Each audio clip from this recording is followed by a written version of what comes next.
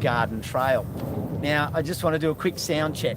Can anyone listening let me know that you can hear me loud and clear? And I'd like to start this broadcast by acknowledging that I'm on Gadigal land here in Sydney, acknowledge the elders past, present and emerging, and most of all acknowledge and celebrate that the Sydney Edible Garden Trail is all about connecting to country, understanding where we live, understanding our food, and celebrating growing food at home. There's so many opportunities that we're going to share with you over these live broadcasts, but most of all over the weekend of the trail, which is the 26th and 27th of March, only 2 weekends away.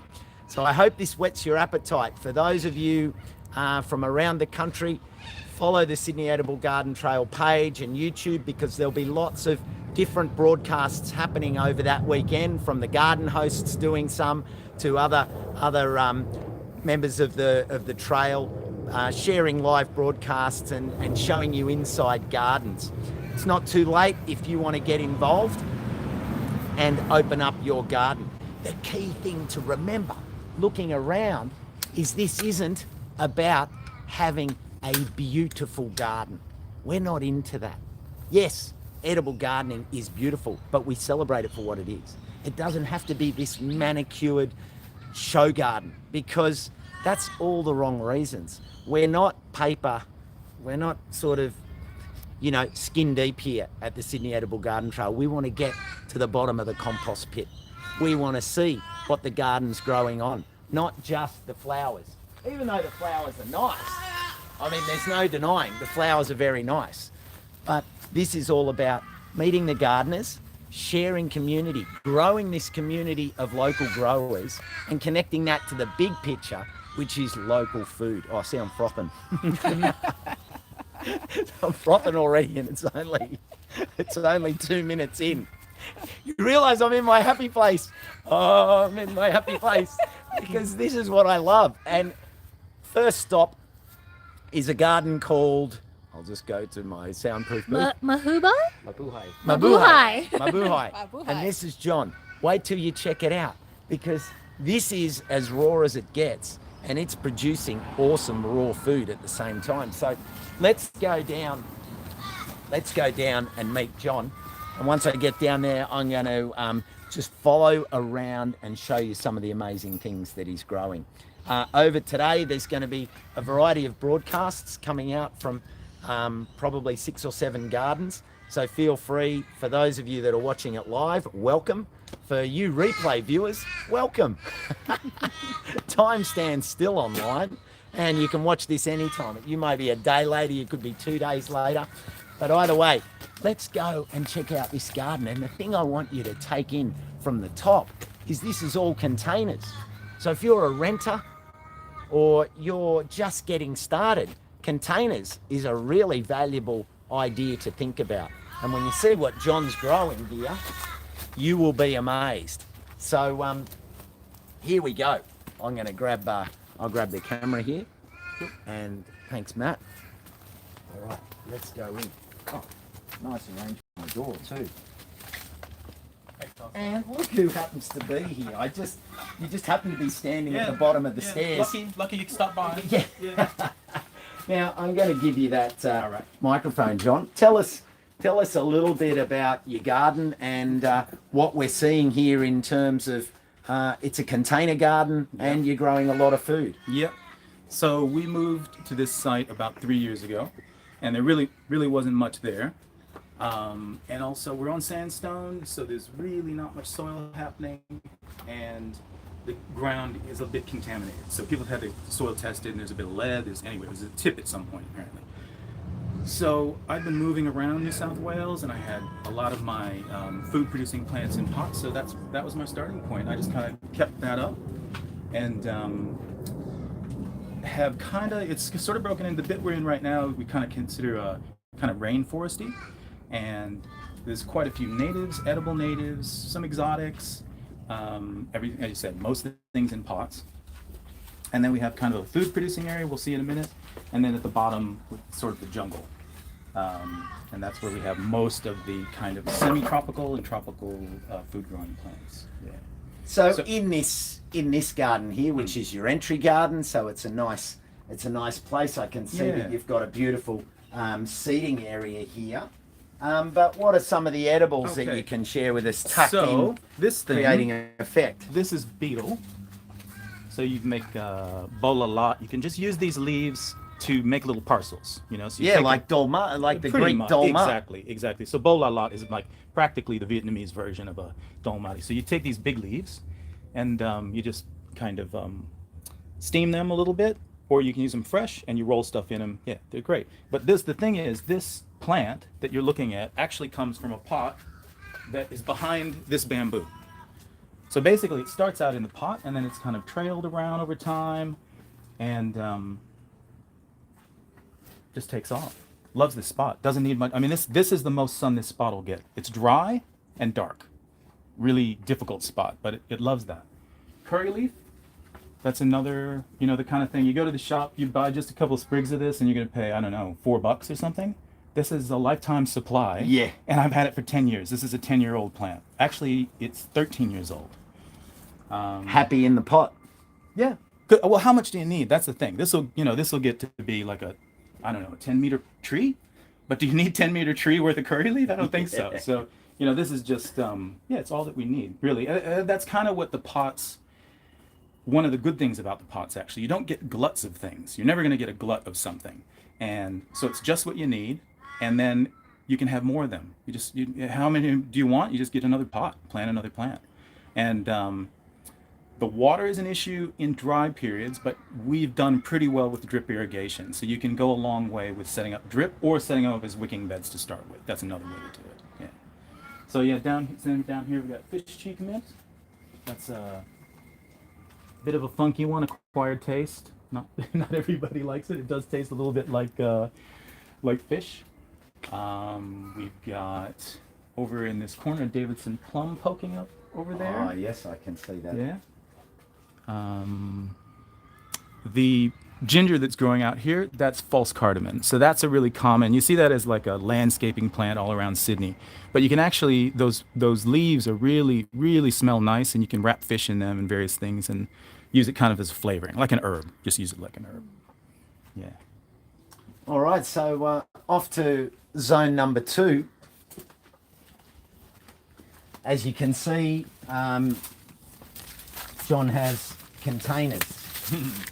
Lots of containers. That's a sugar cane growing out of a container there. Yeah, get some sugar cane. Lots of eggplants. Lots of eggplants. Just started a little midgeonberry. There's some pig face, edible. This one, I think this is called baby sunrose. This is also edible. You're even growing a costa there. Oh yeah, there's plenty of costas in this garden. Man, I reckon that's a sideline for you, Costa. Costas. Yeah. Nasturtium, edible leaf, edible flower.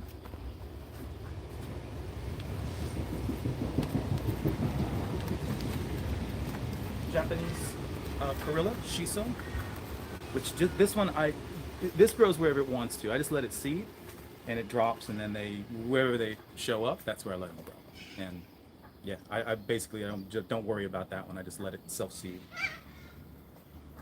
Some eggplants back there. Again, all in containers. There's a pallet with a large planting bag, some hundreds of litres, and you're just growing your salad mixes there. Yeah, this is Tokyo Bakana leaf. It's kind of it's somewhere in between a mustard leaf and a salad leaf. But it's interesting because this thing, when I first grew it at the end of winter, it just grew like crazy. But you know, you take the same plant and you plant it in the season where you got all the moths and you got all the slugs and it's kind of getting hammered. But yeah, it's just another one of those. You figure out for each of these plants, you know, when is the best time, and through trial and error. So I learned a lesson here.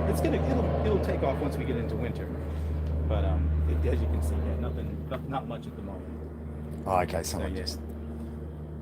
Okay, no, it's all right. I just asked John to get the mic a little bit closer. There's a plane going over as well. Is that all right? Yeah, that's good. So let's see, what else have we got? I'll be closer, John.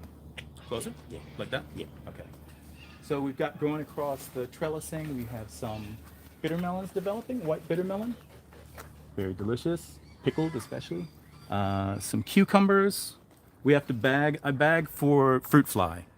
Although they don't tend to hit the cucumber very hard, I've seen them on it. So I just, Yep. I don't want to lose my fruit, so I bag them. And this is another, we were talking earlier about, I'm doing some experiments on grafting onto eggplant rootstock. So this is another rootstock, torvum, that I hope to graft onto. So graft other eggplant varieties onto this one. Yeah, so I'm just growing this one right now for seed and to just kind of get an idea of how it grows, so I know what I can graft. Yep. Onion, some snake bean, various variety beans. What else have we got here? There is poblano, or not, sorry, not poblano. Tomatillo. Yeah. Those are just starting to come on. We're getting some of those. Yeah, and they're, and the thing, some of these, some things I really do grow just because I like the way they look, so I think those are pretty. They also are tasty. Yep. But that's one of the things I like to try to do, is to find plants that aren't just productive, but I actually like to look at, So not to the exclusion of flowers, because I like the flowers too, but just like, these are really bitter, not so tasty, but it's beautiful, and the leaves are beautiful. These kind of oak. Almost like an oak. I was going to say they look just like oak leaves. Yeah, beautiful. And teddy bear bees and blue-banded bees love the eggplants. Absolutely love them. Yeah. Wow. Yeah, constantly. So yeah. All right, now we're going to move down to our third part of the garden, and just so that I'm just sort of standing back a little here to give you some context of just what John's garden's like. There's this higher level up here, and then we step down. He's got his elevated terrace up to the right, which connects to the house. But the yard is pretty much as is, and John has just grown the majority of his plants in containers to this point. And when I come around this corner here, you'll see what I mean. This is a real little oasis down here. We'll just swing around and get to a slightly better sun angle, and then hand back to John, who's going to walk us through and show us what's growing. All right. Well, down this bit, we were calling it the lower paddock, but I think we're going to have to rename it, maybe something like the jungle, because, yeah, it's gone totally jungly. And it's mostly kind of semi-tropical. What I realized, because sometimes when we get the southerlies, they actually blow over us. So we get a little bit of a microclimate in here. As long as we don't get too many easterlies, this stays pretty relatively wind-free. So I thought, all right, well, let's hang start. on, volume is low. Yeah. So, yeah, maybe just try and keep the mic up to... That's hard to do. All right, there we go. Yeah. Feel like you're singing in a band. Sure. So yeah, the idea was to really just try, initially just to test out some kind of tropical things and see what we could grow. And it was amazing, stuff really took off. So we've got 2 or 3 different kinds of taro. We've got a dwarf ladyfinger, dwarf Cavendish, red Dhaka, bananas. There's Ibika leaf here and there. More And then- shiso. Yeah, this is the Vietnamese variety. Very pretty purple. And then in amongst it, there's some ornamentals here and there, like this big elephant leaf. This ginger is red hot poker, so that'll send out some really nice big red bracts. And all those things are really just to kind of, it's more than just food producing. The idea is to make a space, that you want to be in, and like a little room, a little hidey hole. So yeah, that's what that was the thinking behind it anyway. Well, if I stand over here and shoot back at you, this is a hidey hole. Look at that. There's John in his hidey hole. Yeah. And these large containers. Yeah, so some of these they're kind of anywhere from 100 to 350, 500 liter. So the thing is, there are plants that you just have to go big because they're just not going to do well in a, if the pot's too small, they're just not going to make it. And the bananas are definitely like that. You want to give them enough that you can manage the amount of nutrient they need, the amount of water they need. Too small a pot, then yeah, you're not going to get any bananas. You might get a nice tree, which is nice. I mean, just the banana tree is nice, but you want the fruit. Kind of. So I can show you. If we go over here, there's a little bunch forming on the ladyfinger, dwarf ladyfinger to your left, right there, past this taro. So yeah, we're just getting a bunch starting to form on that one. And in the winter, we had a whole bunch. I know we had a bunch that maybe 100 hands on it, or 100 bananas on it, or something. 120. I was surprised out of a pot. Wow. Yeah. So, yeah, it's surprising how much productivity you can get if you just, manage it properly. Give it kind of the conditions it likes. It doesn't have to be perfect. Like another issue we have here is that this gets a maximum of, in the middle of summer, 6 hours a day sunlight. So it's not you couldn't grow corn, and we've had terrible luck with potatoes and anything that really loves the sun, we can't do. But things that can tolerate a lot of shade, like all the sweet potato, the taros can tolerate a bit. This plant, the ube, the purple yam, it just absolutely is loving these conditions. But if you read, if you buy this plant, it'll say full sun, needs full sun. But you don't know, you just have to give it a go, try it, and it turns out it doesn't need full sun, 4 to 6 hours, and it's all the way, this plant, this is where it's planted, right? That's where the tuber is. In 2 years, 1.5 years, it climbs all the way across this trellis, and it's all the way up on the porch. Oh, it's covering. Yeah, it's starting to go. veranda. Yeah, it's starting to go up on the porch. So amazing. One season, really. One good season. Now, everyone, I hope you've enjoyed this opening tour. If you've got any questions for John, throw them up here now, and we'll answer a couple now. But don't worry, if we don't answer them now, John and all of us will look at the questions, particularly for you replay viewers, so that you can get your questions answered and get to know this garden a little closer. And get your tickets and come visit the garden. Then you get to see it all. Yeah. I didn't even need to prompt that. That's the excitement. And I think everyone, that's really what the Edible Garden Trail's about. This of excitement about showing our gardens. And as you can see, John's garden hasn't been zhuzhed. It hasn't been zhuzhed up for next weekend. This is where it is in March at this time of the season, and that's what we want. It's not about running around and trying to give manicures and pedicures and make the garden look nice. This is the real deal. Yeah, and you gotta leave a little bit of trash for the bugs and lizards and the snakes and everybody to crawl around in and find their food. So yeah. Now we had a question here from Samantha Stearman. Thanks for the question, Sam. Does growing such sizable plants in pots require extra feeding? Yes. Yeah, absolutely. But the thing about plants in pots is they tell you pretty much.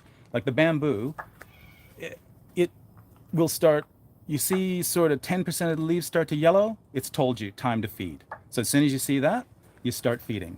And you don't have to feed much, and it lasts for, I use mostly fish emulsion fertilizer. And yeah, that'll get you another month, and then you just wait for that to happen again. They drop the yellow leaves, grow new green leaves. So yeah, they pretty much tell you what they need and when they need it. I haven't had many disasters, but of course you lose some things, but sometimes it's not meant to be. You're trying to grow something tropical in a temperate area, you can expect to lose some things, so you don't get stressed about that. But yeah, they do need feeding. Yeah, probably you'd be surprised though, I probably only feed this every 3 months, something like that. So yeah, not that much. It's not that much work. If you walk a dog, you're doing a hell of a lot more work than I do in my garden, practically. Rachel says, good morning. Costa, John, so lush, so beautiful, so amazing, so bright, vibrant, so thank wonderful. you. Happy gardening. Thank you. Good on you, Rachel. Yeah, that's kind. Well, John, what an absolute pleasure to chalk up garden number 1. Yeah. This is the Sydney Edible Garden Trail 2022. We're underway, and what a pleasure to have you open the preview trail. Yeah, And fantastic. I'm glad to be a part. It's our first year, and I'm excited. So I hope everybody spreads the word. Let people know it's happening, and yeah, it would be great to show people around. So we're looking forward to it. Thanks a lot, John. Yeah, thank you. I'll just give you one last look out through John's garden, because it sums up everything. Thanks, John. Thank you. It's fun.